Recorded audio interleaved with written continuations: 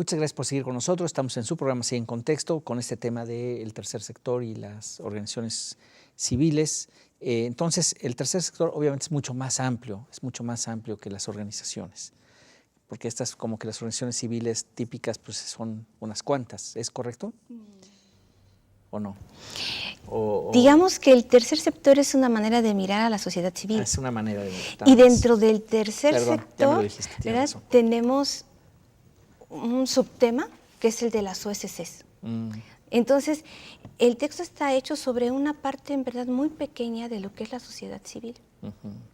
¿Por qué me interesa?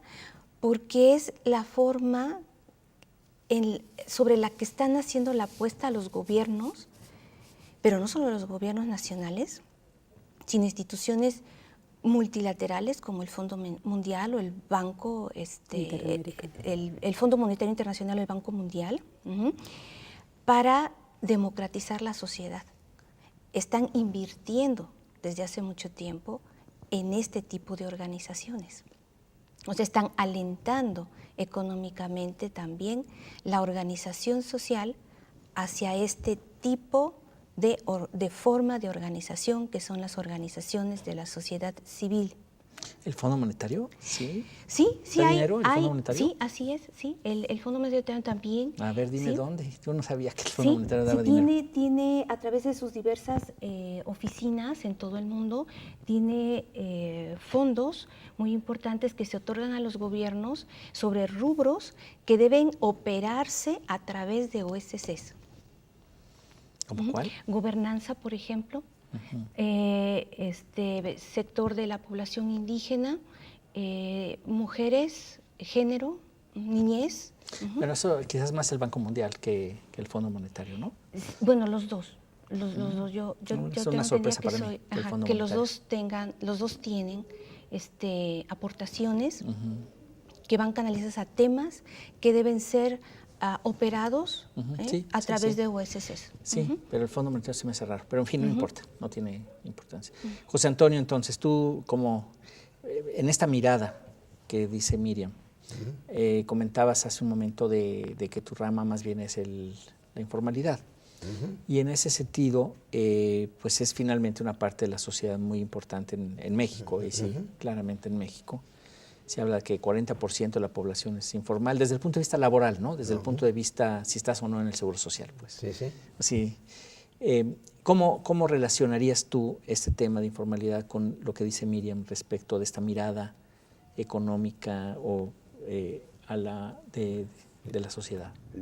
Yo diría que son dos aspectos complementarios, objetivos, reales.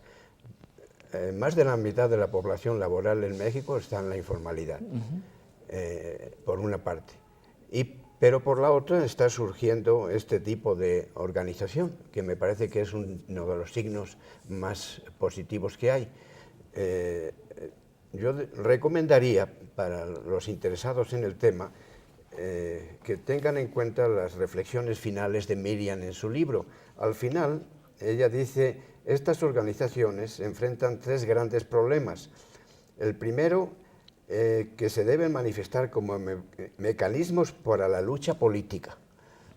O sea, no solamente económica, sino política. Cómo estas organizaciones, aunque sean micro, dijéramos, no deben perder de vista la perspectiva de cambio social político.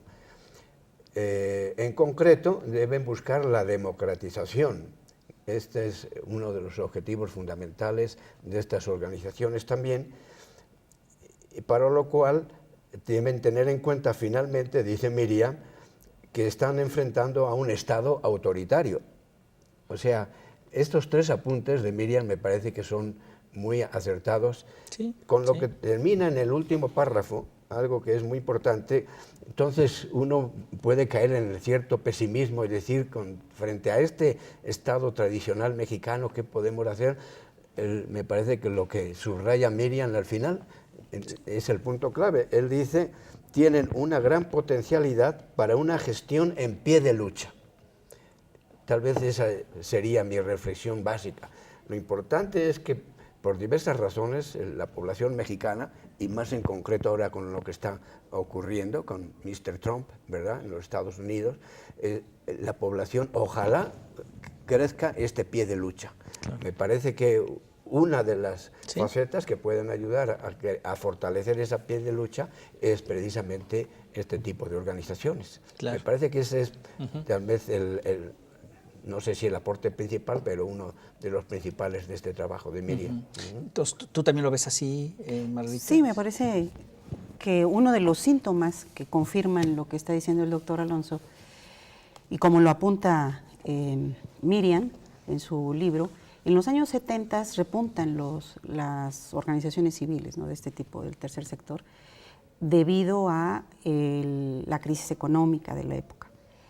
Entonces, lo que ocurrió el domingo pasado, la convocada marcha a nivel nacional, en la que participan solo 19 estados, es un comienzo.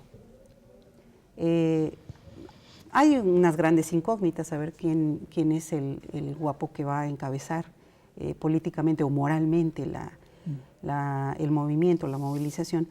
Pero escuchaba una entrevista que Rosy Orozco dio en radio, y bueno, ella se mostraba como muy animada porque había habido respuesta de los 19 estados. Sin embargo, me parece que el tercer sector no quiere un involucramiento político o directamente que se refiera a un partido, específicamente un partido. No quiere a los partidos políticos. Es una característica que señala Miriam.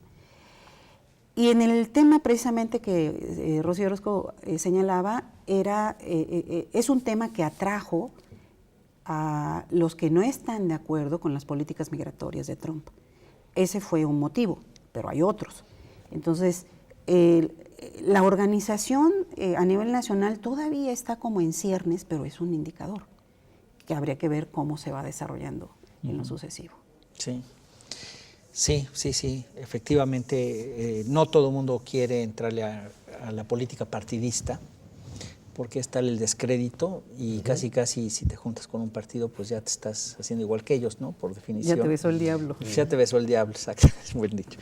Ya te besó el diablo y como que uno no, bueno, mucha gente no le gusta eso, pero sí le gustaría participar de alguna manera. Algunos, digo, tampoco todo el mundo. En este sentido, dices, en pie de lucha, o sea, si llamas a un activismo, pues es al final de cuentas, es un activismo político, no necesariamente partidista, pero sí político, y tengo entendido que están surgiendo grupos en el país que quieren justamente retomar esta idea de que la sociedad tiene que volverse a juntar y de alguna manera deslindándose de partidos que no han dado la respuesta, como bien lo decías, José Antonio, que el propio Felipe Calderón mencionó lo que dijiste, ¿no? Entonces, ¿cómo lo ves tú, Miriam, eso? ¿Lo ves factible? ¿Pie de lucha qué significa? Somos 100 y pico de millones de habitantes, ¿cuántos quieres?